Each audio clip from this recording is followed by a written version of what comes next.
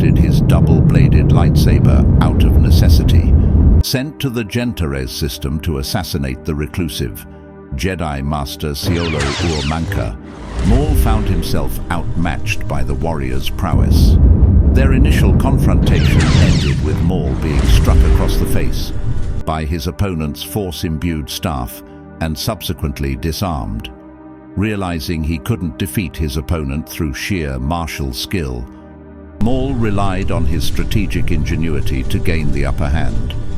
Returning to his ship, Maul consulted Sith schematics at his disposal and fabricated 2 separate lightsabers. Welding the weapons together, Maul created his iconic double-bladed lightsaber. We have created a lightsaber model for you that you can 3D print.